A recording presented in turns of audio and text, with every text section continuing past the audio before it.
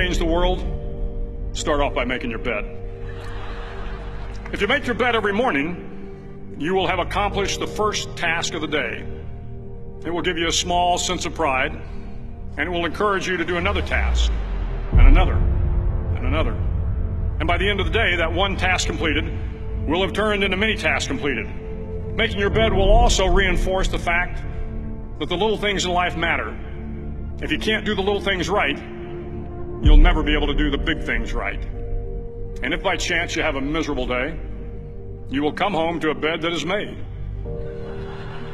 that you made. And a made bed gives you encouragement that tomorrow will be better. To pass SEAL training, there are a series of long swims that must be completed. One is the night swim. Before the swim, the instructors joyfully brief the students on all the species of sharks that inhabit the waters off San Clemente. They assure you, however, that no student has ever been eaten by a shark, at least not that they can remember. But you are also taught that if a shark begins to circle your position, stand your ground. Do not swim away. Do not act afraid.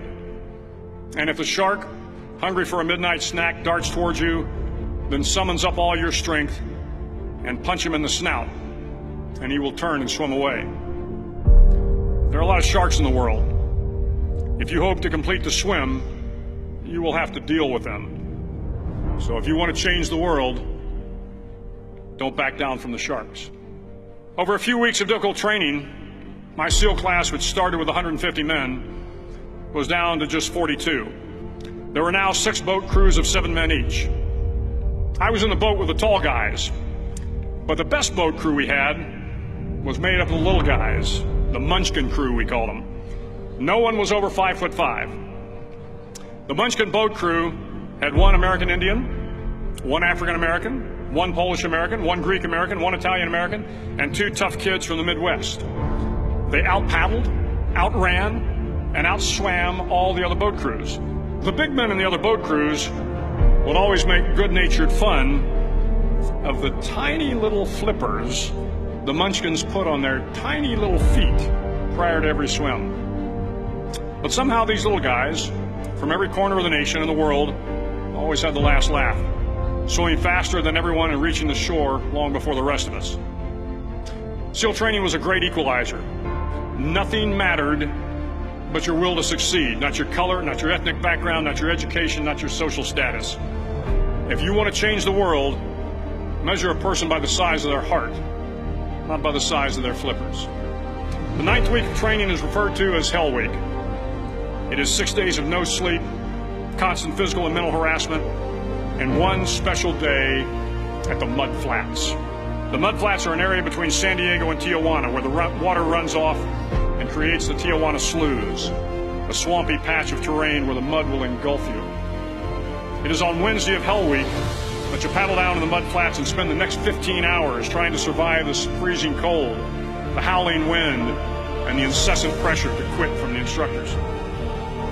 As the sun began to set that Wednesday evening, my training class, having committed some egregious infraction to rules, was ordered into the mud.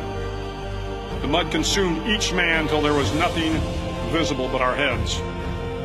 The instructors told us we could leave the mud if only 5 men would quit. Only 5 men, just 5 men, and we could get out of the oppressive cold. Looking around the mud flat, it was apparent that some students were about to give up. It was still over 8 hours till the sun came up. 8 more hours of bone-chilling cold.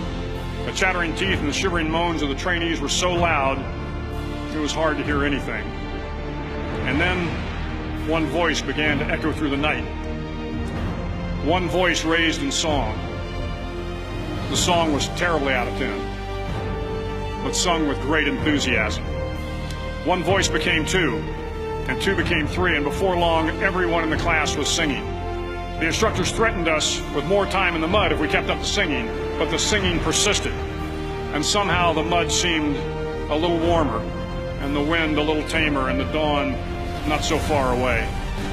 If I have learned anything in my time traveling the world, it is the power of hope. The power of one person, a Washington, a Lincoln, King, Mandela, and even a young girl from Pakistan, Malala. One person can change the world by giving people hope. So if you want to change the world, start each day with a task completed.